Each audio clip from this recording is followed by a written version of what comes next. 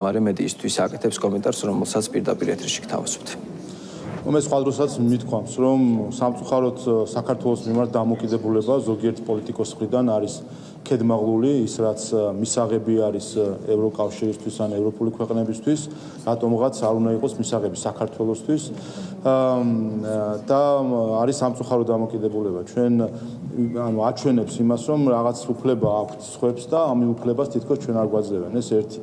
მეორე ამას გარდა აქეთ მეორე მხრივ ეს აჩვენებს თავის მხრივ საჭიროებას უცხოური გავლენის შეზღუდვისა იმ მხრივ რომ როდესაც ჩარევა არის სადაც პოლიტიკურ პროცესებში ამისთვის საჭირო არის რომ გარკვეული დონე გამჭვირვალობისა იყოს და მავნე შეზღუდვა, მავნე ჩარევა შეიზღუდოს და აჩვენებს საჭიროებას ზუსტად. თავად ქალბატონი ფონ დერ ლაიენის არის ევროკომისიის პრეზიდენტი და შესაბამისად ევროკომისიის ინიციატივა არის ის დირექტივა რომელიც ეხება უცხოური გავლენის გამჭვირვალობის საკითხებს ევროკავშირში. ამიტომ ეს გარკვეულწილად აჩვენებს საქართველოს მიმართაც ფარისეულ დამოკიდებულებას. როდესაც ხედავთ, რომ ევროკავშირში დირექტივა მუშავდება, საფრანგეთი კანონს იღებს, ინგლისი, ამერიკაში მოქმედებს, ისრაელში მოქმედებს, ყველა ქვეყანა ფიქრობს ამაზე და ზუსტად იმიტომ, რომ ბევრი ქვეყანა დაფიქრდა, ამიტომაც შემუშავებული უნდა იყოს მიდის შემუშავება ერთიანი დირექტივისა, რომელიც დაავალდებულებს მათ შორის ევროკავშირის წევრ ქვეყნებს. არჩევანი კი არ ექნებათ. ვალდებულება ექნებათ, რომ უცხოური გავლენის გამჭვირვალობა უზრუნველყო ამ გამოწვევებიდან გამომდინარე.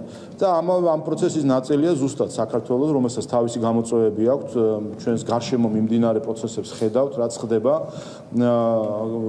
ფაქტობრივად ცეცხლის რკალშია მოქცეული საქართველო და იმისთვის, რომ ჩვენ შევინარჩუნოთ უსაფრთხო გარემო საქართველოში, ამიტომაც საჭირო არის, რომ ნებისმიერი უცხოური გავლენა ქართველ ხალხს იყოს გამჭვირვალე, რათა მავნე გავლენები გამოირიცხოს.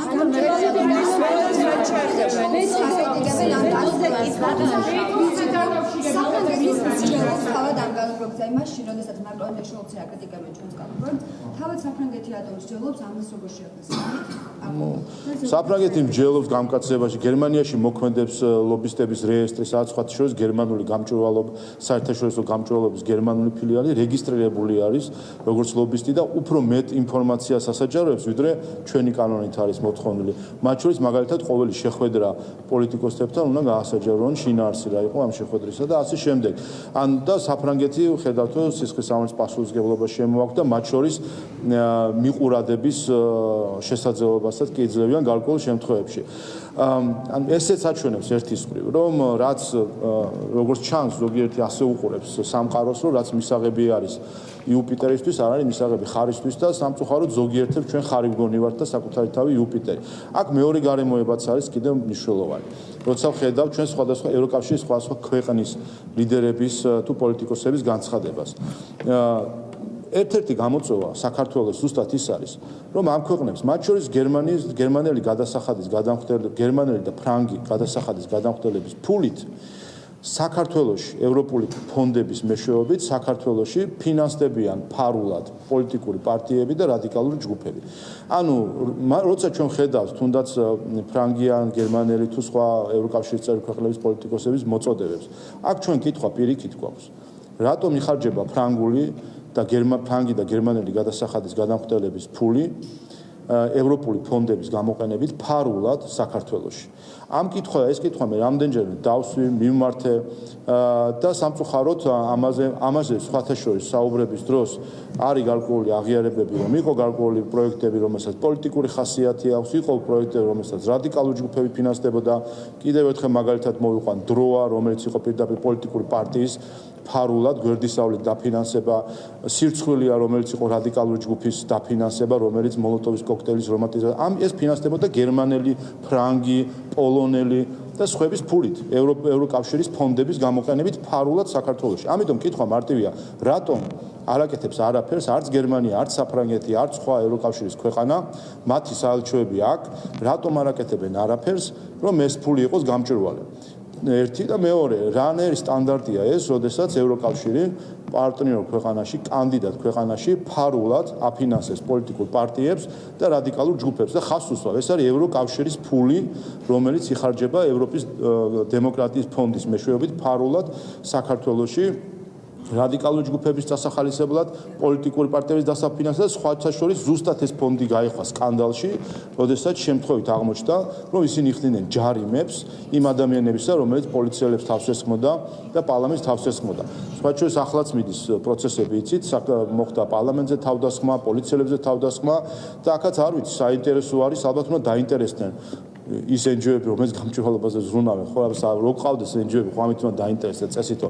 შემთხვევით ამ სამართალდაღუებში ჯარიმებს ხომ არ იხდის ევროკავშირი ამ ფულს და ამითი ხო არ ახალისებს ევროკავშირის ფულით ხო არ ხდება წახალისება მოძალადეებს. ამიტომ კიდევ ერთხელ კითხვები ჩვენს მიმართ კი არ არის, ჩვენ გვაქვს კითხვები ევროკავშირის მიმართ და მისი წევრი ქვეყნების მიმართ, რატომ ხდება მათი მოქალაქეების ფულით ფარულად დაფინანსება საქართველოში პოლიტიკური პარტიების და რადიკალური ჯგუფების. ეს დაფინანსებები ამ მხრივ უნდა რაც შეეხება ამ დაფინანსებებს, სწორედ ამის გამჭვირვალობაზეა საუბარი, ზუსტად აქ ჩანს, რომ როგორც ჩანს აქვს პრობლემა ევროკავშირში ზოგიერთ პოლიტიკოს, რომ არ გახდეს ცხადი თუ როგორ ფინანსდება მავნე გავლენები საქართველოში.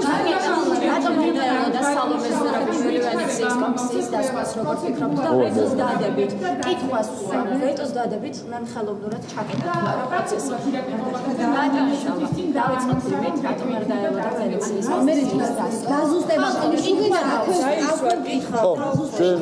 გაზუსტება ერთადერთი შენიშვნა არის რომ ძალაში შევიდეს კანონი და მეორე დღესვე გავიდეს ეს თუ არა გამართული ვეტო არის თუ არა პირველი კი ბატონო ჩვენ ამ კანონის ინიციირების მომენტიდანვე თქვით რომ მნიშვნელოვანი არის შინაარსობრივი განხილვა და დისკუსია ამ კანონპროექტთან დაკავშირებით.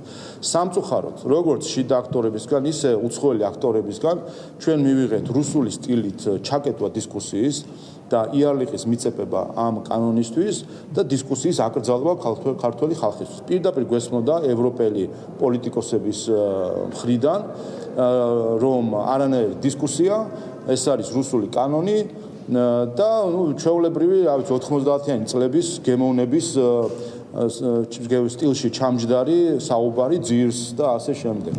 ამ დონეზე 20 წლით, 30 წლით უკან დაგვაბრუნეს ზოგიერთმა ევროპელმა პოლიტიკოსმა ქართული საზოგადოების რაღაც ნაწილი, რომელიც მათ, ასე ვთქვათ, აი ამ ემოციებზე წამოიყოლეს, ასე ვთქვათ. მოკლედ, თავიდან იყო შეთავაზება დისკუსიის და ჩვენ ხედავდით, რომ მათ შორის განცხადებას ხედავდით, რომ არ შესულიყვნენ ჩვენთან დისკუსიაში, ვინაიდან ეს იყო ქართული ოცნების ველი, შინაარსების ჯელობა და უნდა ყოფილიყო უბრალოდ ტრანსპარანტები, რომელიც მათ მიაჩეჩეს უცხოეთიდან, რომ აჰა თქვენ ტრანსპარანტი დააწერეთ არა რუსულ კანონს და მეტი არაფერი აღარ თქვათ, სიტყვა არ გაიღოთ და ზუსტად ამას მიყვებოდა NGO-ების ეს ჯგუფი და ამ ხაზს და ამ დავალებას. ბოლოსკენ გამოჩნდა გარკვეული იმედი, რომ შეიძლება უცხოელი აქტორების ზაობა ქონოდათ, რომ შინაარსობრივ დისკუსიაში შემოსულიყვნენ და შეიძლება ზოგიერთი მიხვდა კიდევაც რამდენად აბსურდი იყო იმ იდეებზე, რომელიც თავად ევროკავშირის სხვა ქვეყანაში მოქმედებს, ამაზე პრეტენზიების წაყენება საქართველოსთვის და ამქედან გამომდინარე ჩვენს განვაცხადოთ, თუ კი არის სურვილი, კი ბატონო, აქამდე ორი თვე შანსი გავუშვით ხელიდან დისკუსიის, ახლა დარჩენილი არის ორი კვირა, ტექნიკურად არის შესაძლებელი, რომ ვეტოს მეშვეობით აისახოს, თუ კი რაიმე ღირებულს შემოგთავაზებთ და შევთანხმდებით, ვეტო არის ტექნიკური საშუალება იმისთვის, რომ აისახოს ეს კანონში და ვხედავდით ჩვენ ასევე მზაობას ზოგიერთი უცხოელი აქტორისგან და სალომე ზურაბიშვილმა ესეც ჩაკეტა. არ ვიცი, ვინ საიდან რა დავალებებს იღებს, მაგრამ ფაქტია, რომ როგორც კი შინაარსობრივი მსჯელობის რაღაც იმედი და ნაპერწკალი გამოჩნდა, იმავე მომენტში ჩაკეტა წინსწრებით სალომე ზურაბიშვილმა. აქ შეგვიძლია ვიმსჯელოთ, ვისი დავალებებით მოქმედებს ამ შემთხვევაში ადამიანი, რომლის ამოცანა უნდა იყოს პირიქით ხელშეწყობა, შვიდი მსჯელობის და ასე შემდეგ. ეს არის ხო წესით ფუნქცია მისი.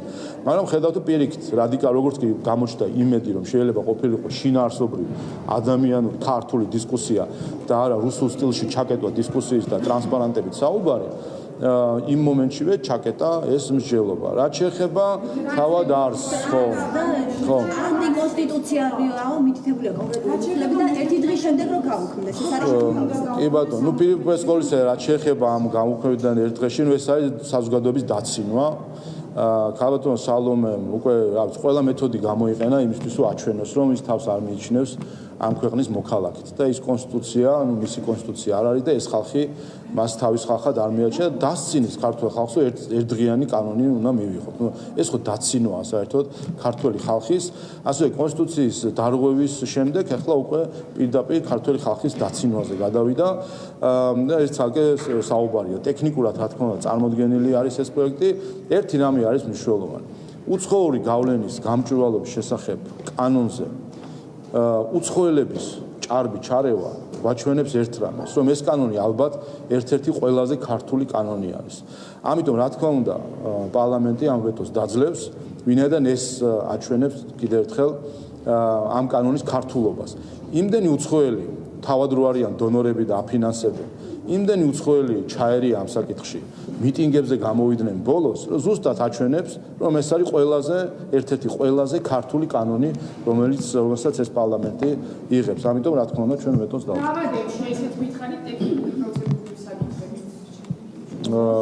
ვიცით რომ ვეტო შემოსული არის დღეს ბიუროს მეშვეობით გადაეცემა იურიდიულ საკითხთა კომიტეტს, იურიდიულ საკითხთა კომიტეტი განიხილავს და შემდეგ სასესიო კვირაში თავის და დავასრულეთ, თუ შეიძლება ითქვენ უცხოელების ჩარევაზე რომ საუბრობთ, ჩვენ ხომ გვინდა დეკლარირებულად მაინც ქართული ოცნება ჯერჯერობით აცხადებს, რომ უნდა რომ საქართველო იყოს ევროკავშირის წევრი. თვითონ ეს გაერთიანება როცა გეუბნებათ, რომ არ მიიღოთ რეკომენდაციები ჩვენი პარტნიორების არ არის გასათვალისწინებელი, თუ ჩვენ გვინდა მართლა რომ გავუახლოვდეთ ევროპას და გავუხდეთ ევროპული ოჯახის ნაწილი. რატომ საუბრობთ იმაზე, რომ უცხო ძალები ერევიან და არანაირი უფლება არა აქვთ უფლება, რომ რეკომენდაციები გასცენ და გითხრან როგორი იქნება უკეთესი? ჩვენ გვჭირდება მეგობრები და არა მიმთითებლები და ადამიანები, რომლებიც ჩვენ მოთხოვნებს წამოგვიყვანებენ.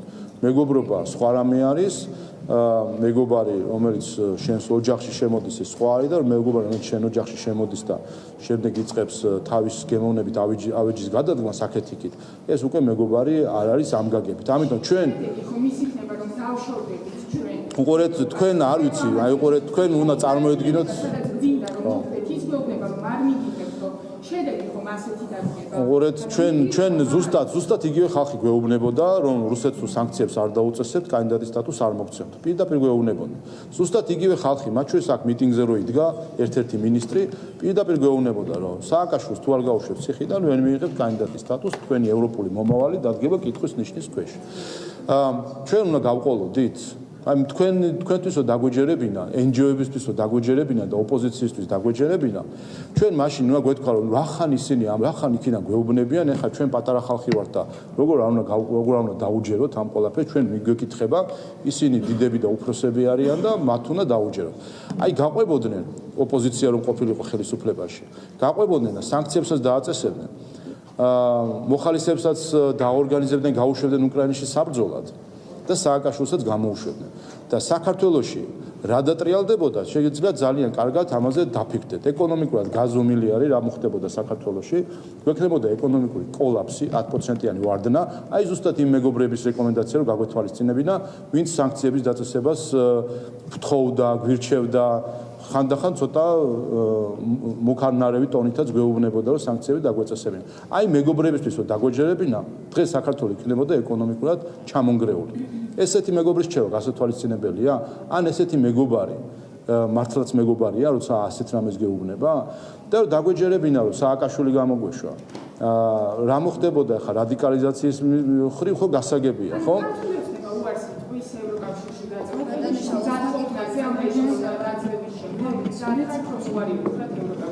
ნაშროში მე ხე ვითხარ არა უყურეთ თქვენ აი ხა მიუყვეთ მე შევეცდები ხელახლა ახსნა არა თქვენ ვერ მიხდით რა გითხარით უყურეთ მე ხო ზუსტად ეს გითხარით რომ აი ესე თქვენს თქო ამ თქვენ ხო იმიტომ გულისხმობთ რომ ასე ამბობენო რომ იმ შემთხვევაში უყურეთ თავარი რა არის თავარი არის ჩვენი ქვეყნის ინტერესში რა არის და ჩვენი ხალხის ინტერესში რა არის და ჩვენ ევროპული ქვეყანა და ევროპელი ხალხი ვართ ის რაც არის ქართული ხალხის ინტერესში ის არის ჩვენი ევროპული მომავლის ინტერესში და არა ის რაც არის რომელიღაცა ევროკავშირის წევრი ქვეყნის რომელიღაცა მინისტრის ინტერესში არანაირად არ გვაინტერესებს რომელიღაცა მინისტრის ინტერესი. მათი ინტერესები რაც არის, მოვისმინეთ.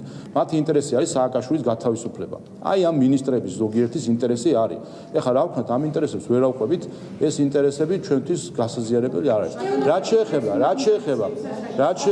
რაც შეეხება პერსპექტივებს, უყურეთ, ზუსტად იგივე ხალხი გვეუბნებოდა. ან დააწესებთ საუწესრიგო ორქვის სანქციებს რუსეთს, ან დაივიწყეთ კანდიდატის სტატუსი. აი ესე გვეუბნებოდა. ხომ არ დავაწესეთ, ხომ მივიღეთ კანდიდატის სტატუსი. რატო? იმიტომ რომ საბოლოო ჯამში თვითონაც მიხვდნენ, რომ ჩვენ რომ დაგვეწესებ ზოგიერთები, მიხვდნენ რომ ჩვენ რომ დაგვეწესებინა, საბოლოო ჯამში ეს თავად ევროკავშირსაც დააზიანებდა. იგივე საკითხი იყო, ხან თვითმფრინავით გაშვება მოხალისეების, ხან სააკაშვილის გამოშვება და ასე შემდეგ. მოკლედ მე იცი რის თქმა მინდა. ჩვენზე კარგად, ჩვენ საქმეს არავინ არ მიხედავს. ჩვენზე მეტად ქართველი ხალხის ინტერესს არავინ არ გაითვალისწინებს. უცხოელი წარმოადგენს თავისი ქვეყნის ინტერესს. უცხო ქვეყნის მინისტრები წარმოადგენენ თავისი ხალხის ინტერესს და არა საქართველოს ინტერესს. და ეს უნდა გააცნობიეროთ თქვენ, რომ აქ მიტინგზე რომ დაგიდგებიან უცხოელი პოლიტიკოსები და სიყვარულს გეფიცებიან, ისინი უპირველეს ყოვლისა წარმოადგენენ საკუთარი ხალხის ინტერესს. ერთ წუთში გაგვწირავენ ადამიანები თუ კი დაჭერენ, როგორც გაგვწიერეს მათ, ვინც გვეუბნებოდნენ, რომ კარგით რა, 1-2 თვითმფრინავით მაინც გავუშვით მოხალისეები. ასეთი ადამიანი ხო წირავდა ქართულ ხალხს ომისთვის. ისინი რომელიც გვეუბნებოდით, კარგით რა, ყველა უწესებთ სანქციებს და მოდი თქვენც დაუწესეთ სანქციები რუსეთს. რო ვეკითხებოდით, თქვენ ნატოს წევრი ხართ და დაცული ხართ და გვაძლევთ უსაფრთხოების არ გაძლევთ, მაგრამ დაუწესეთ სანქციები რა. ესეთი ადამიანები ხო გვწირავდნენ ესეთი ადამიანები ხო გვწირავდნენ ჩვენ.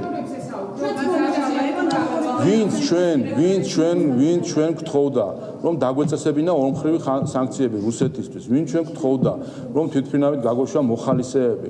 ეს ადამიანები ვინც არ უნდა იყოს დაასახელეთ, ამოიღეთ ციტატები, მნიშვნელობა რა. ეს და ამავე დროს არ გვთავაზობდა, არ გვაძლევდა უსაფრთხოების გარანტიას, თვითონ რომ ქოლგის ქვეშ არიან ყველა შეფარებული ნატოსი.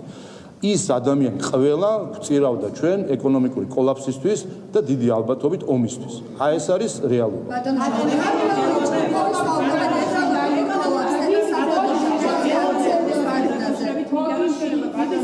შეისაუბრა ნინო ეფენიძემ და ასევე ირინე გულუბმა ეკონომიკასთან დაკავშირებით.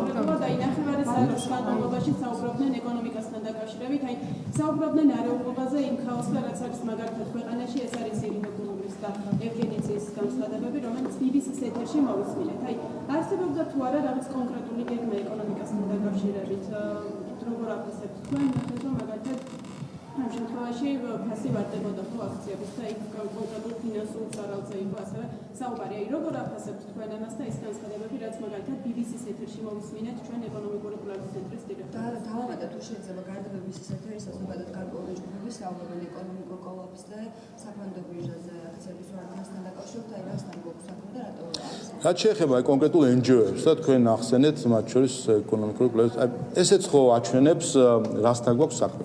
ანუ ეს კონკრეტული NGO თავად არის ორგანიზატორი აქციების. და შემდეგ იმ აქციებისა, რომელთაც ვთქვათ, ქუჩის გადაკეტვა ხდება, ასე შემდეგ, გარკვეული დისკომფორტის შექმნა მოქალაქეებისთვის და ბიზნესისთვის. ანუ თავად ქმნის დისკომფორტს, შემდეგ მიდის ტელევიზიაში და ამბობს, რომ ამ დისკომფორტის გამო შეიძლება ეკონომიკური რაღაცა პრობლემები შეიქმნას. ანუ თავად შექმნა პრობლემა და თავად შემდეგ წუწუნებს ამ პრობლემაზე. თავად მე ჩამოიყვანა უცხოელი მინისტრები, დააყენა ანტისამთავრობო მიტინგზე და ტაში აკვრევინა ქართულ ხალხს ადამიანებისთვის, რომლებიც ხალხის მიერ დემოკრატიულად არჩეული ხელისუფლების საწინააღმდეგო მიტინგზე გამოდიან პირდაპირ იმ აქტით პირდაპირ ჩაერიან ჩვენს სულსა და გულში, ჩვენს სუვერენიტეტში, ჩვენს დამოუკიდებლობაში ჩაერიან პირდაპირ. განახორციელეს ასე ვთქვათ, აი ამ ჩარევის აქტი, როდესაც დემოკრატიულად არჩეული ხელისუფლების ხალხის მიერ არჩეული ხელისუფლების საწინააღმდეგო მიტინგზე გამოვიდა. აი ეს ორგანიზაცია თავად ასე ვთქვათ ქმნის გარკვეულწილად იწვევს რაღაც გარკვეულ მღელვარებებს და პრობლემებს, შემდეგ მიდის და ამაზე წუწუნებს, რომ რაღაც შეიძლება ამან გამოიწვიოს გარკვეული პრობლემები და შემდეგ მოდის რაც თავარია და ხელისუფლებას ზდებს ბრალს ამ ყველაფერში. ან კიდევ ერთხელ მიზანი ის არის, ჩვენ ყავს NGO-ები, რომლებიც დაკავებული არიან საქართველოს წინააღმდეგ საბოტაჟით. ამას ხო ხედავ. ის NGO-ები, რომლებიც დარბიან და სანქციებს ითხოვენ საქართველოს წინააღმდეგ. არც კი ცხენიათ, ხომ? ანუ ჩვენ ფაქტობრივად აი ბოლო 2 წელია უკვე რაც ომი დაიწყო, მას შემდეგ ხედავთ, რომ პირდაპირ გამჭვირვალობა სხვა NGO-ები ფაქტობრივად ქართველობა საერთოდ მოიცილეს და როგორც ჩვეულებრივ დარბიან და ითხოვენ სანქციას საქართველოს წინააღმდეგ. და მე არაერთხელ ვთქვი, ეს იმ ხალხის შთამომავლები არიან, რომლებიც ადრეულ ხანაში, არ ვიცი, რომელიღაცა დედაქალაქებში დადიოდნენ სხვადასხვა ქვეყნების და ითხოვდნენ იქ რომ ჯარი გამოეგზავნათ და თავის კონკურენტი მოეცილებინათ. ეს იმ ხალხის შთამომავლები არიან საბჭოთა კავშირის დროს მოსკოვში რომ დარბოდნენ, რომ დაებეზღებინათ თავისი კონკურენტები, მოსკოვი ჩარეული იყო, მოეცილებინა კონკურენტი და თვითონ დაწინაურდა. ეს იგივე ხალხი არის. ეხლა უბრალოდ ეს მოსკოვი და სხვა ქალაქები ჩაინაცვლის ბრიუსელის და ვაშინგტონით დარბიან ამ ქალაქებში იმისთვის რომ ქვეყანა დააბეზღონ. და რაიმენაერად სანქციების წვიმა და წვიმა გამოიწვიონ, ასე ვთქვა, შეგახსენებთ, ეს ის ხალხი არის, რომლებიც საქართველოს ტყუილად აბეზღებდა, თითქოს ხდებოდა საქართველოში სანქციების გვერდის ავლა, აი ყველა ეს NGO ამას ჩართული იყო, ელენი ხოშტარიას თამადობით და სულ ყველა გვერდის მათი ფეხის აბმით, რომ გვერდსული საქართველოს სანქციებს და ითხოვდნენ ამერიკის შეერთებული შტატებისგან თუ ევროკავშირი ითხოვდნენ სანქციების დაწესებას.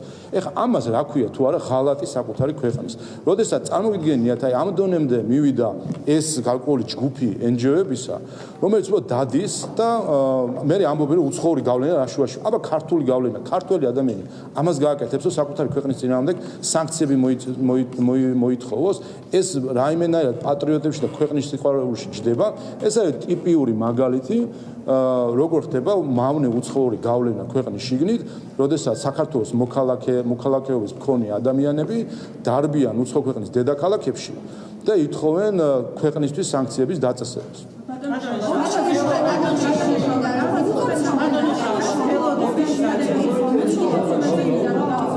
ყველასი პასუხი.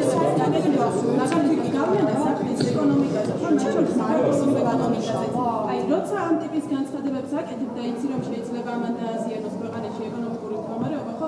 არის თუ არა მათ შორის აი მიზანმიმართულად? თავისთავად კიდევ ერთხელ ეს NGO-ების და ნაცმოძრაობის სიმბიოზი უკვე 2 წელია ცდილობს საბოტაჟს. სხვა შორის მანამდეც იგივე ხდებოდა თუ გახსოვთ პანდემიის დროს.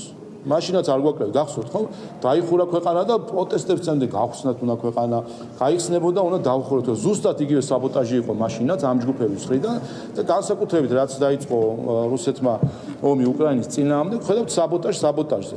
სანქციების გვერდისავლაზე და ნაკლები კამპანია იყო გონია, როდესაც ქვეყანას ამას აბრალებ, შენ საკუთარ ქვეყანას, სადაც შენ ცხოვრობ, შენი შვილები ცხოვრობენ, შენი სანათესაო მეზობლები, ამას რო აკეთებ, შენ ქვეყანას, აი ეს ღალატი არ არის?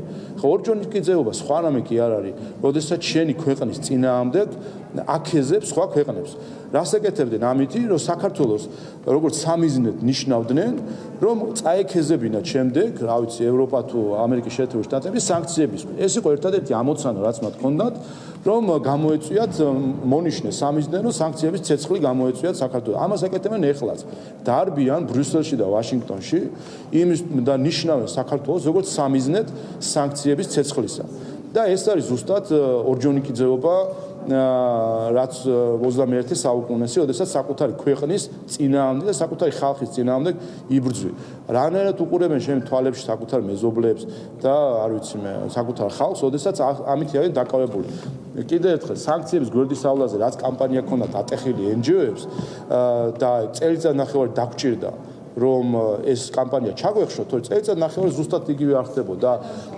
მაშინაც ხან პრორუსი იძახეს, ხან რა იძახეს, ცვენია რომ ის ვარ, ცვენია რომ ეს ვარ, ჩვეულებრივი კამპანია აქციებსაც აწყობდნენ მაშინ ზუსტად ეს NGO-ები და ეს პოლიტიკური ძალები იმისთვის რომ რაიმენაერად სანქციების ცეცხლი გამოეწვიათ საქართველოს წინააღმდეგ.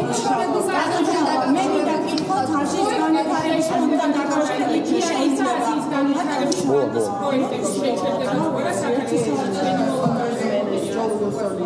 ინიციირებით არის ეს კანონპროექტი, რომელიც უწოდებს სამცირებისკენ მმართველ პარტიის წევრებს, ვინც რუსული სტილის კანონის წინ წაწევაში მოიწვია, მათ შორის არიან მმართველ პარტიის წევრები, დეპუტატები და სამართალდამცველები. და მე არ მომეცემა საშუალებით რომ მეორეც უნდა გითხოთ. მაინტერესებს თქვენი დამოკიდებულება მარიამ ლაშქრის ინტერვიუზე News Agent-ის მიერ. ანუ თქვენ ზიზიარებთ რომ რაღაც მასონები ახდენენ გავლენას რაღაც გლობალურ პოლიტიკაში. რაც შეეხება სანქციების საკითხს, ერთადერთი ქვეყანა აქამდე, ვინც საქართველოზე ცდილობდა სანქციების ზემოქმედებას იყო რუსეთი. 30 წელია რუსეთი სხვადასხვა მეთოდით, ხან ემბარგო იყო, ხან რა სანქცია, ხან რა, იყენებდა ინსტრუმენტად იმისთვის, რომ გავლენა მოეხდინა ქართულ ხალხზე და რაღაცნაირად მისთვის სასურველი რაღაც გადაწყვეტილებებისკენ წაიყვანა, ასე ვთქვათ, სანქციების ინსტრუმენტი. ანუ საქართველოს სანქციების დაწესების მხრივ ქართული ხალხი ეს გამოცდილება აქვს და ეს გამოცდილება ჰქონდა ჩვენ რუსეთისგან. ახლა თუ ვინმეს უნდა ასეთი რუსული მეთოდით ქართულ ხალხზე სანქციებით ზემოქმედება, ეს მათი არჩევანია. და ეს კიდევ ერთხელ აჩვენებს ერთ რამეს, რომ ხანდახან მონსტრებთან მებრძოლები თავად ხდებიან მონსტრები. და როგორც ჩანს, ზოგიერთი პოლიტიკოსი ისე გაიტაცა რუსეთთან ბრძოლამ, რომ თავად ემსგავსება რუსეთს საქართველოსთან მიმართებით აი ამ რუსეთს მეთოდებში. ამიტომ არ ვიცი, ეს მათი არჩევანი არის, მათი არჩევანი არის, უნდა თუ არა რუსული მეთოდებით ქართულ ხალხთან საუბარი. ანუ არა საუბარი, არამედ ასე ვთქვათ, სანქციების ინსტრუმენტებით რაღაცისკენ იძულება. კიდევ ერთხელ, როგორც რუსეთს გასცა პასუხი ქართულმა ხალხმა, იმით რომ სანქციებს არანაირი გავლენა არ ქონია ჩვენი ხალხის განწყობაზე და ცნობიერებაზე, ზუსტად ისეთივე ანუ ჩვენ მაგალითად ხან ემბარგოს ვყავდებდნენ რუსეთის მხრიდან, ხან რა, რომ იმისთვის რომ საქართველოს ქართული ხალხი რაღაცისკენ ეძულებინათ, მაგრამ რეაქცია ნახეთ რაც არის. დიახ, ანუ ის ქვეყანა ვინც სანქციას ადებს, რაღაც ეს არის ინსტრუმენტი, რომ აიძულოს ქართული ხალხი, რომ რაღაც ისკენ მიმართოს რაღაცისკენ, ხო? და ყოველ ჯერზე ამაზე პასუხს იღებდა, რომ ქართული ხალხი თავის არჩევანში რჩებოდა. ზუსტად ასეთივე პასუხს მიიღებს ყველა, ვინც შეეცდება ქართულ ხალხზე რუსული მეთოდებით სანქციების ინსტრუმენტით ზემოქმედებას. ხო, ეს ხო, რაც შეეხება ამ საკითხს, ნუ ჩვენი სოციალური ქსელის ასე ვთქვათ, ტროიკა მოსამართლეების საკითხს რაც შეეხება, ამას კარგად ვიცნობთ, ხო, რამდენიმე საათი ზიზღის კამპანიის მოქოქვა როგორ იციან, ეს კარგად ვიცით. საერთოდ ჩვენ ხედავთ ეს სიმბიოზი, NGO ნაციონალური მოძრაობის სიმბიოზი, რომელიც უცხოეთიდან არის დაფინანსებული, ჩვეულებრივად ფაშისტური განწყობების სიმბიოზად იქცა, რომელიც სოციალურ ქსელში თუ ისე ცდილობს ფაშისტური მეთოდებით ადამიანების წალეკვას, ჩარეცხვას, აი ნაციონალურ მოძრაობას რო უყვარდა, გარიყვას და ასე შემდეგ. ჩვენ ხო ეს მოწოდებები გვესმის უკვე რახანია ამ პროექტთან დაკავშირებით განსაკუთრებით, ჩვეულებრივი ფაშისტური კამპანია, გარიყვის და ასე შემდეგ. ანუ ეს ერთი, მინდა შევაფასო, რომ ეს ჩვეულებრივი ფაშისტური კამპანია არის და სამწუხარო ის არის, რომ ეს ფაშისტური კამპანიები უცხოეთიდან ფინანსდება. ამაში ჩართული არიან NGO-ები და პოლიტიკური პარტიები, რომლებიც ევროპის სახელით ფაშისტურ კამპანიებს აწარმოებენ. წარმოგიდგენიათ, ამ დონემდე მივიდა ასე ვთქვათ, ევროპის წარმოჩენა გარკვეული ჯგუფების მხრიდან საქართველოში, რომ ევროპის სახელით ეს ჯგუფები ფაშისტურ კამპანიებს აწარმოებდნენ. ასე რომ, არ ვიცი, ბჭყალებში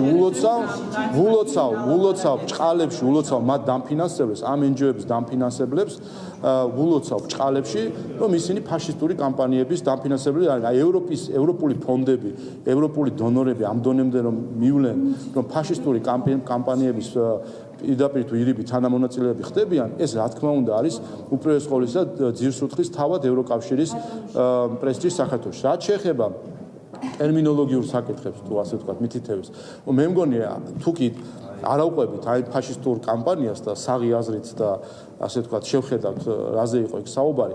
ეს იყო საუბარი, ასე ვთქვათ, პირობითი რაღაც შედარება.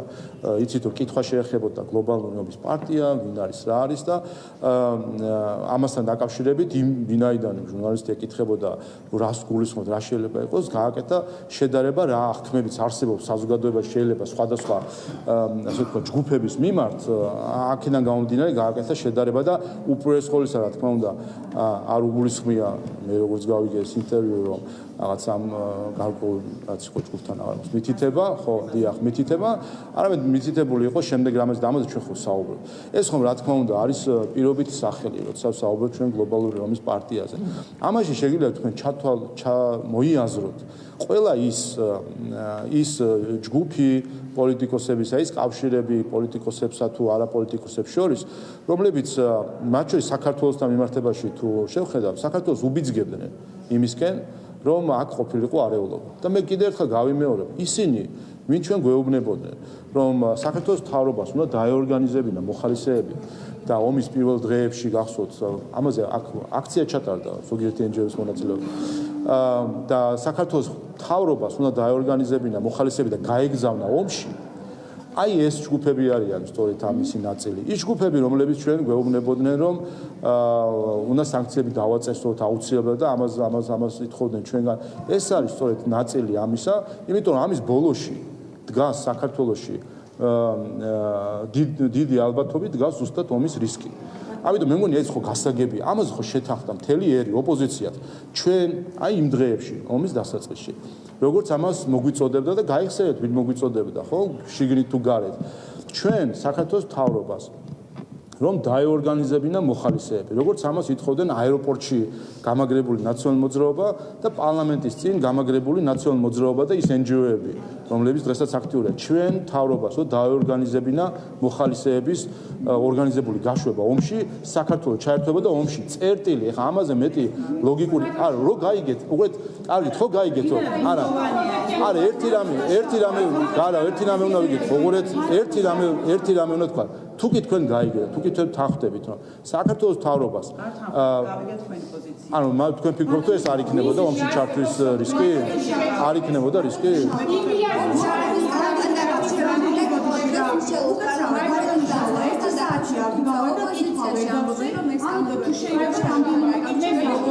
ორივეს გიპასუხეთ.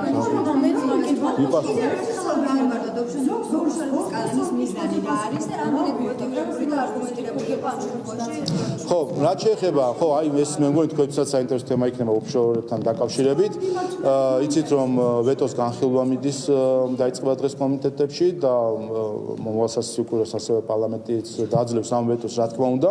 აქაც კიდევ ერთხელ აჩვენებს აბსოლუტურ აბსურდს ამ პროექტის გარშემო დისკუსიისა, თავად ვეტოშიც ზუსტად ამ აბსურდზე არის დამყარებული მთელი ეს არგუმენტაცია, ხომ?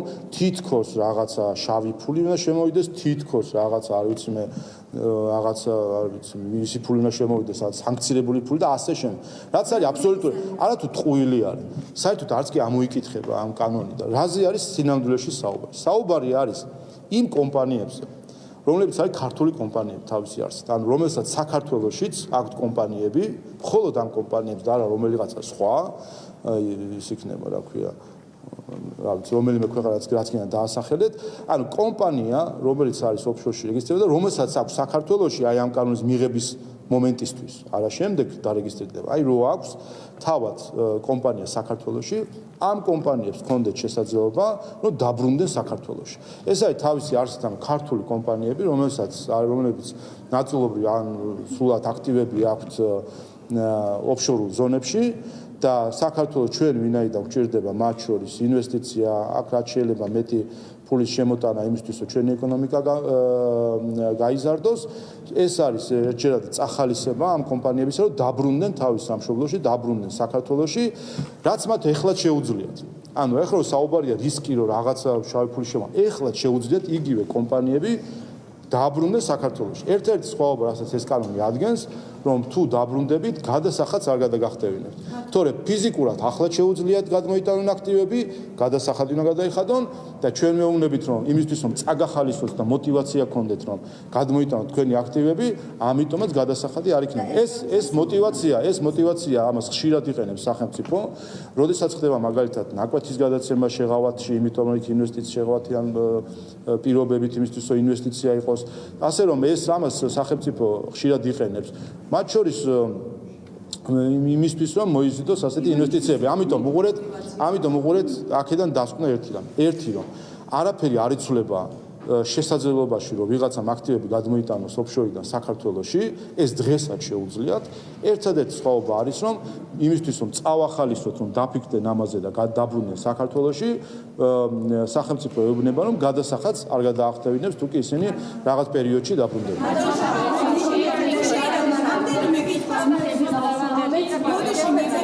ერთი საათია ვთავარ და კითხვა ვერ დავსვათ. რამდენიმე კითხვას დაგისვამთ თუ შეიძლება რომ დრო დავიწყოთ. ჯერ გავაგრძელოთ ეს თემა.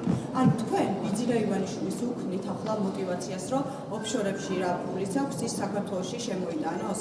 თუ პირიქით ბიძინა ივანიშვილს ეშინია დასანქცირების და უნდა რომ საკუთარი მილიარდები ისე შემოიტანოს ქვეყანაში, რომ მილიარდის შემოტანის შემთხვევაში ბიუჯეტშიც გარკვეულწილად ბევრი ფულის შეტანა მოუწევს და ამიტომ რამდენის ну ეხა მილიარდის შემთხვევაში მე რომ 300 ლარზე მეტის ღირებულების რაღაც პროდუქტი გამოვიწერო, უნდა გადავიხადო, ხო?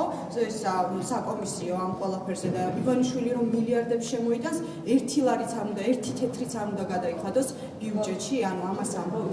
სანქციების ეშინია ივანიშვილს და ამიტომ ხდება ეს ყველაფერი და თანაც ფული ენანება და 1 თეთრსაც არ გადაიხადოს. მოყოლეთ, კიდევ ერთხელ, ვინც არ უნდა ისარგებლოს ამ კანონით, იმ ადამიანს თუ იმ კომპანიას დღესაც შეუძლია თავისი აქტივები გადმოიტანოს. ანუ ფიზიკურ შესაძლებლობას კი არ უშვებს, ეს დღესაც შეუძლია ყველას გადმოიტანოს. ერთადერთი რასაც ეს კანონი აკეთებს, რომ იმისთვის რომ წაახალისოს ბიზნესები დაფიქრდნენ და საქართველოში გადმოიტანონ აქტივები და საქართველოს ბანკებში გათავსდეს ეს ფული, რაც ბანკებისთვის კარგია. საქართველოში დაიხარჯოს ამ ფულის ნაწილი თუ სულად როგორც იქნება.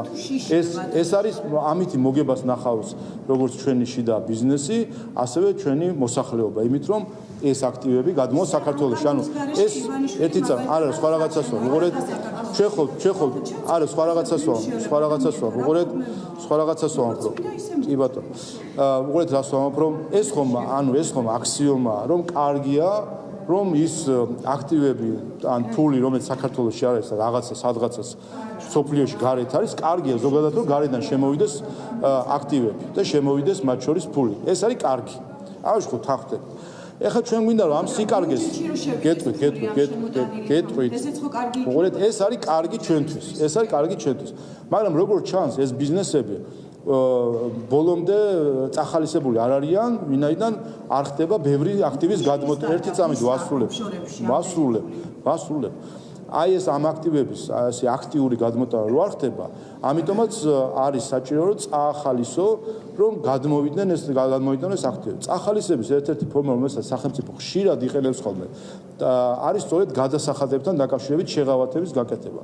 ეს არის მათ შორის როცა ხდება ჯარიმების ჩამოწერა მაგალითად, ესე წახალისება არის, იმიტომ რომ ვიღაცავით შებოჭილია ჯარიმებით და ვერ ვითარდება, ამიტომაც პერიოდულად ხდება ხოლმე გარკვეული ამნისტირება ჯარიმების, ან ხდება რაღაც გადასახადებზე შეღავათი, ან შეღავათიან პირობებში თქვათ მიწის ნაკვეთის მიცემა, ასე შემდეგ. ეს ის ინსტრუმენტია, რომელსაც სახელმწიფო ხშირად იყენებს იმისთვის, რომ წაახალისოს. ეს ერთი, ანუ მიზანი არის წახალისება. რაც შეეხება გადასახადებს. ხა თქვენ თუ საუბრობთ და მაინც გინდათ ბიძინა ივანიშვილზე საუბარი. უყურეთ, არა, ძალიან ბევრი კომპანია.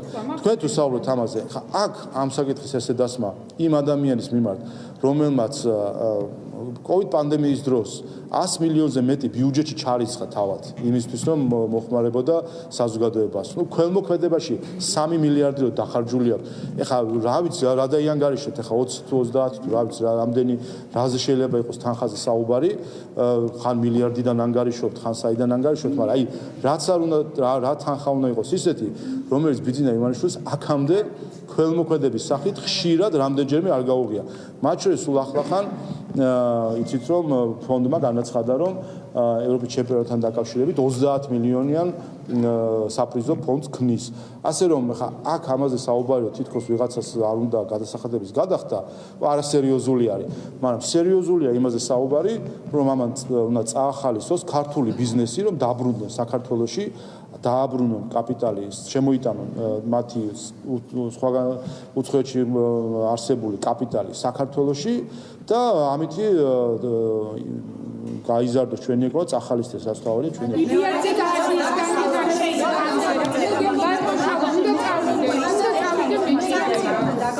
პროექტები შეიძლება და შეწყვიტოს იარაღმა და არის განვითარების განყოფი. სლავიკას ამაზე უცელი სტატია ფიქრობთ გამოაკვეთან და ამერიკის შეერთებულ შტატებზე თქვენ უკვე ისაუბრეთ წევან ამერიკის შეერთებულ შტატებზე, მაგრამ თქვენ არ თქვით მოლოდინი როგორი არის. აი ნახეთ ჰელსინკის კომისიის ხელმძღვანელი ამზადებს საკანონმდებლო ინიციატივას, რომ სანქციების შესახებ იმსჯელონ. აი მოლოდინი როგორი გაქვთ? შეიძლება რომ დაგეკისროთ ინდივიდუალურად სანქციები, იმიტომ რომ ამერიკის კონგრესში კონკრეტული საკანონმდებლო ინიციატივა შეიქმნება. ეს არის ერთი მოლოდინი როგორი გაქვთ ამ თემასთან დაკავშირებით და მეორესაც გკითხავთ თუ შეიძლება გავრცელებული ინფორმაციით აზიის განვითარების ბანკმა და EBRD-მა საქართველოს მთავრობის პროექტებს დაფინანსება შეიძლება შეუწყოს. ორივე ნაწილზე რომ ვისაუბროთ. დავიწყებ მეორე საკითხით ახლა თქვენ თქონა. ხო, აი ეს ვისაც თქვენ ციტირებთ, ესეც არის NGO-ების რაღაცა ქსელი. მათ შორის ეს არის გარემოსდაცვითი ან ეკოლოგიური NGO-ების ქსელი. ზუსტად აი ესეთი ქსელები არის, რომელთანაც ჩვენ კითხვის ნიშნები გვაქვს, თუ რა ჩარევა ხდება ხოლმე საქართველოს ენერგეტიკულ პროექტებში. როცა ნამახვან ჰესის პროექტის ჩაშლის ცდილობებზე და მაშინდელ მოვლენებს ვიხსენებთ. რაც ვამბობ ჩვენ ხშირად, რომ იყო საეჭვო აქტივობა სხვადასხვა ფონდებისა და NGO-ებისა იმისთვის, რომ ჩაეშალათ სტრატეგიული მნიშვნელობის პროექტი საქართველოს. ან პროექტი, რომელიც ჩვენი ქვეყნის უსაფრთხოებასაც ეხება, ეკონომიკურ განვითარებასაც ეხება და თავად დამოუკიდებლობას ეხება. ანუ დამოუკიდებლობა, უსაფრთხოება და ეკონომიკა. სამ საკითხს ეხება ზუსტად ენერგეტიკული პროექტები და ზუსტად აი ამ ფონდებიდან არის ხოლმე ამაზე ზემოქმედება. ასე რომ მე არ გამოვრიცხავ, რომ მათი ინტერესი ზუსტად ის არის, რომ გაუმჭვირვალე იყოს დაფინანსება საქართველოში იმისთვის, რომ ასეთი სტრატეგიული პროექტების ჩაშლის ფარული დაფინანსების შესაძლებლობა გქონდეს. ამიტომ კიდევ ერთხელ ეს რასაც თქვენ ციტირებთ, ეს არის რომელიღაცა NGO-ების ნათქვამი და გასაგებია ხა მათი პოზიცია. ეს პირიქით იმას აჩვენებს თუ რა კატასტროფული მდგომარეობა არის NGO სექტორში. ნაცვლად იმისა, რომ გქონდეთ მეტი გამჭვირვალობა და გამოთქვამს მზაობა გამჭვირვალობისთვის იბრძვიან გამჭვირვალობის წინააღმდეგ და უნდა შეინარჩუნოთ ის ფარული და იატაკქვეშა საქმიანობა, რომელსაც ისინი აწარმოებენ საქართველოში. რაც შეეხება კონგრესს, ამაზეც უპასუხე მე, რომ ერთი რომ სანქციებით საქართველოსთან აქამდე ლაპარაკობდა რუსეთი, მე არ ვიცი, ეს ყველას არჩევანია, თუ უნდათ რომ რუსულ სტილში ესაუბრონ ქართულ ხალხს და სანქციები იყოს ინსტრუმენტი საუბრისა ქართულ ხალხთან, რომელმაც კიდევ ერთხელ ამერიკელ ჯარისკაცებთან ერთად იბრძოლა ავღანეთში და დღეს ბევრი ევროკავშირის წევრი ქვეყანა, მათ შორის ზოგიერთი, რომელიც საქართველოში საპროტესტო აქციებზე ჩამოდის. 20-30 ჯარისკაცი რო ყავდა ავღანეთში და ისიც არ ყავდა თლად ჯარისკაცი და ჩვენ რომ 1000-ზე მეტი ყავდა ყოველ მომენტში. 30-ზე მეტი ჯარისკაცი რო დავკარგეთ ავღანეთში ამერიკელ ჯარისკაცებთან ერთად ბრძოლაში. ეხლა თუ ამ ხალხს უნდა ვინმეს რომ ელაპარაკოს სანქციების ენით, მე ვფიქრობ ეს არასწორია. ვინაიდან კიდევ ერთხელ ერთადერთი ვინ სანქციების ენით ელაპარაკებოდა ქართულ ხალხს იყო რუსეთი. ეს სხვათა შორის ვიზა ლიბერალიზაციაზე რო არის საუბარი, ერთადერთი ქვეყანა, ვინც აქამდე, რომელმაც აქამდე საქართველოს წინააღმდეგ გამოიყენა ვიზების შეჩერების ინსტრუმენტი და სანქცია იყო რუსეთი. ასე არ ვიცი ხა ამ გზაზე თუ უნდა ვინმეს დადგომა კიდევ ერთხელ ეს არის ის მომენტი, როდესაც მონსტრებთან მებრძოლი ხანდახან თავად იქცევა ხოლმე მონსტრები. ოპოზიციის გეგმებზე უნდა გითხოთ ბატონო შალვა. ოპოზიცია განიხილავს ერთიან სიას და იმას, რომ თქვენ და დანარჩენი ოპოზიცია იყოს არჩევნებზე წარმოდგენილი. თქვენ ამ გეგმას როგორ აფასებთ და ზურაბიშვილის ადგილს და როლს აკავებთ? ეს კიდევ ერთხელ აჩვენებს ხო საერთო რაზე ჩვენ საუბრობთ. არანაირი შანსი ნაციონალური მოძრაობის გარეშე ამ მის ანასხლეტებს არ აქვს. ამიტომ ეს არის ის პროცესი, რომ ბოლოს თავადაც ხვდებიან და ნაციონალურ მოძრაობას უერთდებიან, რომ რაიმენაირად იქნებ მოხდნენ პარლამენტში და სიაში რაღაც ადგილი დაიკავა. კიდევ ერთხელ ნაციონალური მოძრაობის მიღმა და ყველა ეს კვლევა აჩვენებდა და თავადაც კარგად იციან იმ ანასხლეტებს ნაციონალურ მოძრაობისას არაერთი შანსი არ აქვთ რომ გადალახონ ბარიერი და მოხვდნენ პარლამენტში, უბრუნდებიან თავის წიაღს ნაციონალურ მოძრაობისა და ასე ვთქვათ, უნდათ რომ რაღაცნაირად თბილი ადგილები პარლამენტში მოიპოვონ და ეს გველის როგორც ჩანს წინ ამ სიებთან დაკავშირებით მათი მსჯელობა. რაც შეეხება სალომე ზურაბიშვილს, მან თავისი სამართლებრივი და მორალური არჩევანი გააკეთა სამართლებრივი იმ მხრივ, რომ ის არ ღვევს კონსტიტუციას და ის არის საქართველოს ისტორიაში პირველი პრეზიდენტი, რომელსაც იმპიჩმენტის კონსტიტუციის დარღვევის განაჩენი გამოუტანა საქართველოს საკონსტიტუციო სასამართლომ და ასე შევა ის სამართლებრივად საქართველოს ისტორიაში, რაც შეეხება მორალურ არჩევანს, ამას მე მგონი ბევრი აფასებს უკვე, როდესაც ის ნაციონალურ მოძრაობის ასე ვთქვათ ლიდერთა სიაში ეწერება, ეს კიდევ უკვე აჩვენებს საერთო ჯამში, რომ თლიანად გადაუსვა ხაზი მის მანამდე არსებულ პოლიტიკურ კარიერას.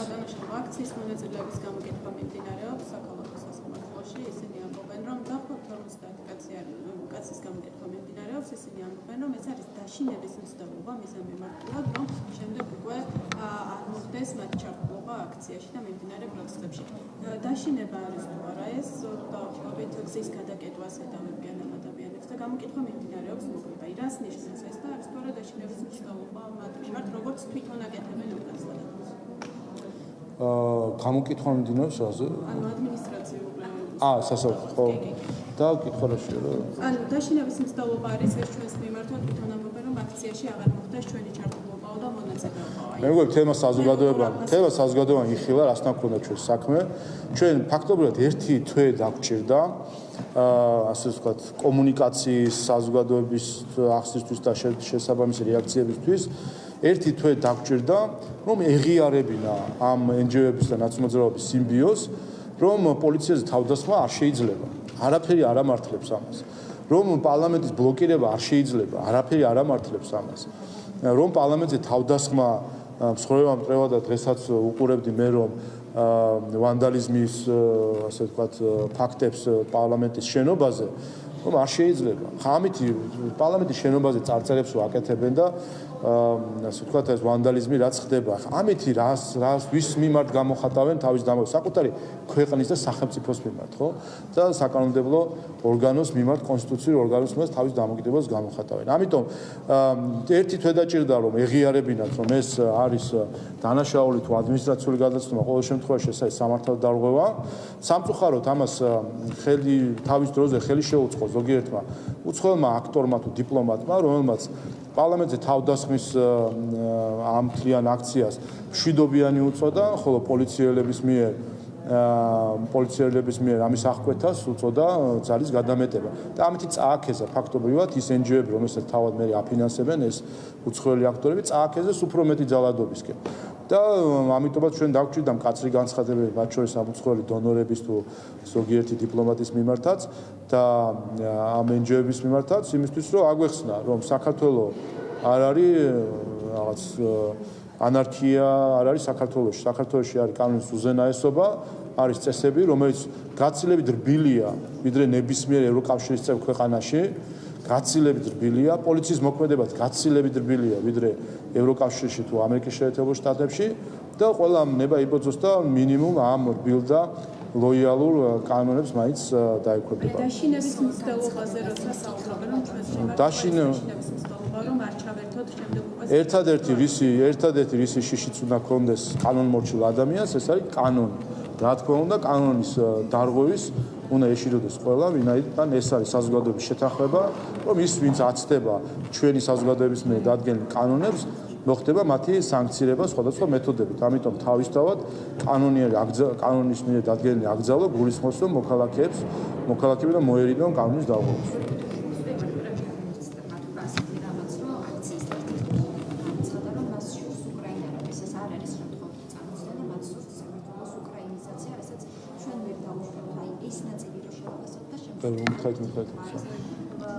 ერთ-ერთმა აქციის ერთ-ერთმა ლიდერმა განაცხადა, რომ მას შურს უკრაინელების. ეს არ არის შემთხვევა წამსვლელო, მათ სურს საქართველოს უკრაინიზაცია, რასაც ჩვენ ვერ დავუშვებთ. აი მისი ეს განცხადება რომ შევაფასოთ და ხო, ამას საუბრობ მე რომ სამწუხაროდ ჩვენ ყავს ჯგუფი, აი სიმბიოზი NGO-ების და ნაციონალურ მოძრაობის და გარკვეული ჯგუფი ადამიანებისა, რომელიც სიამაყის საზომს არ წარმოადგენს ეს ქვეყანა. არ წარმოადგენს საქართველოს, მისი დროშა, მისი ჰიმნი, მისი ისტორია, მისი მომავალი.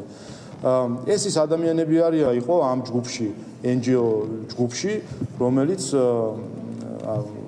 დასახელების გარეშე, მოკლედ სხვისი ქვეყნის დროშებს აფრიალებდნენ, მათ შორის აქციებზეც და დღემდე, სხვისი ქვეყნის ჰიმნებს ღერიან და სხვისი ქვეყნის პრეზიდენტები უნდათ რომ იყოს ამ ქვეყნის პრეზიდენტები. ეს ნაციონალური მოძრაობის სინამდვილეში ეს არის ნაციონალური მოძრაობის არსი. ამიტომ არის რომ ნაციონალური მოძრაობა დღეს უკრაინაში რომ არის ხელისუფლებაში წარმოდგენილი, ადვილად გაცვალეს. იმიტომ მათთვის ეს კასტა გარკვეული NGO ნაციონალური მოძრაობის სიმბიოზური კასტა უსამშობლოებს, იმიტომაც ვეძახით ჩვენ, მათ სამშობლოს განცდა არ აქვს. ისინი თავს მიიჩნევენ რაღაც გლობალური სამყაროს ნაწილად, რომელიც მენეჯერებად შეიძლება ხან ერთ ქვეყანაში იყვნენ, ხან მეორეში. შეიძლება წავიდნენ და დღეს საქართველოს ამენეჯმენტებდნენ და ხვალ უკრაინა დაამენეჯმენტო. და ასეთ ხალხს მიყავს საბოლოო ჯამში იმ უბედურებისკენ საქმე, რომელშიც მე ესეთი ქვეყნები აღმოჩნდებიან ხოლმე. იმიტომ რომ არ არის ემოციური ბმა არ აქვს ქვეყნის მიმართ, სამშობლოს განცდა არ აქვს. ამიტომ რა თქმა უნდა, მათ შურთ, იცით რატომ შურთ? იმიტომ შურთ, რომ უნდა წითელი ხალიჩები. როცა ხედავენ, რომ წითელ ხალიჩებს უგებენ სხვა ქვეყნის წარმომადგენლებს და ტაშს უკრავენ და მათ დროშებს აფრიალებენ, ეს უნდათ, ეს განცდა უნდათ. და ამის უკან რა დგას? ამის უკან რა ტკივილი და სიმწარე დგას? ეს ამას იღებენ ჩვეულებრივად მოცემულობად, იმიტომ რომ ფიქრობენ რომ მათ არ შეეხება და ვიღაც ადამიანებს შეეხება, ვიღაცის ეს ტკივილი და ეს სიმწარე და თავად იქნებიან სემინარებზე და კონფერენციებზე გამოვლენ და ისაუბრებენ, როგორი კარგი არის რაღაც სამყაროს რაღაც ნაწილად ყოფნა, დროშებს ააფრიალებენ, ჰიმნებს იმღერებენ, სლოგანებს წამოიძახებენ და ეს გონიათ მათ თავარი მწვერვალი საკუთარი პიროვნული განვითარების. ეს არის ხალხი, კიდევ ერთხელ, ვინც ერთი ტაშის გამო გადაიყოლებს მთელ ქვეყანას. ასე იყო ნაციონალური მოძრაობა, მიხეილ სააკაშვილი, ვინც ერთი ტაშის გამო, ვისაც უღირდა, რომ ქვეყანა გადაეყოლებინა იმისთვის, რომ მას მოესმინა ერთი ტაში და შექება უცხოელებისგან. საქართველოს ხელისუფლება ასე არ არის, იმიტომ ჩვენ ველით შექებას ქართველი ხალხისგან. ჩვენ ანგარიშვალდებული ვართ ქართველი ხალხის მიმართ და არც ერთი სხვა დედაქალაქის მიმართ. ასევე პრემიერ-მინისტრის განცხადებით ევროპის ჩემპიონატზე დასასწრებად სუბსიდირებული ფრენები ჩაინიშნება, ამასთან ერთად ჩემპიონატზე გასვლისთვის სტანდარტულად გათვალისწინებული პრემია ნაკრებებისთვის 150,000 დოლარიდან 3 მილიონ ლარამდე გაიზრდება, ისიც რომ შევაფასოთ პრემიერ-მინისტრის ეს თავისთავად ეს უნიშნულოვანი მომენტი არის ჩვენი ქვეყნის და როგორც სპორტის ისეთ რეალ ქვეყნის ისტორიაში, რომ საქართველოს ეროვნული ნაკრები გავიდა ევროპის ჩემპიონატზე, რაც თავისთავად არის ჩვენი ფეხბურთელების უდიდესი მიღწევა და ჩვენი ხალხის უდიდესი ემოციური ზეიმი და ხელისუფლების პასუხისმგებლობას და ვალიც არის, რომ ყველანაირად ხელი შეუწყოთ, რომ ჩვენმა საზოგადოებამ სრულად შეძლოს მხარდაჭერა ჩვენი ბიჭებისა ევროპის ჩემპიონატზე, ამას ხელი შეუწყოს ერთის მხრივ და მეორეს მხრივ ყველანაირად სადღესასწაულოდ აქციოს ის დღეები, როდესაც ჩვენი ეროვნული ნაკრები გამოვა ევროპის ჩემპიონატზე. და ერთსაც კითხავთ უმუშევრობის დონე რა შემცირდა და ახალი მათგანებლები გამოქვეყნდა პირველ კვარტალში არის 20% შემცირებული უმუშევრობის მათგანება და ესეც რომ ზოგადად რაც შეეხება ქვეყნის განვითარებას, სწორედ ეს არის მართალია გამოწვევა, მაგრამ ამაში გამოიწრთო უკვე ქართული ოცნების ხელისუფლება. ჩვენ გვყავს NGO და ოპოზიციის სექტორი, რომელიც დაკავებული არის მხოლოდ ქვეყნის ჯანჯღარით, მის სამიზნეთ ამოღებით, იქნებ ვიღაცამ დაგვსაჯოს ქართველი ხალხი დაასანქციროს, რაღაცა ზიანი მოგვაყენოს, ეს აქვს ერთადერთი ამოცანა, მაგრამ ზუსტად მაჩვენებლები ეკონომიკური თუ ინსტიტუციური განვითარების აჩვენებს, რომ საქართველოს ხელისუფლება უთმობს თავისი დროის რაღაც მცირე ნაწილს, რომ ეს ანტიქართული მოღალატობრივი ქმედებები მოიგერიოს, მაგრამ ძირითადი ნაწილი ჩვენი საქმიანობის მიმართული არის ქვეყნის განვითარებისკენ, მოსახლეობის კეთილდღეობის ამაღლებისკენ და ამ შედეგებს ვაღწევთ ზუსტად იმით, რომ ჩვენ მშვიდად მივყვებით ამ პროცესს, ვიცით რა არის ქართული ხალხის ინტერესი და აქედან გამომდინარე ზუსტად ეს შედეგები იდება.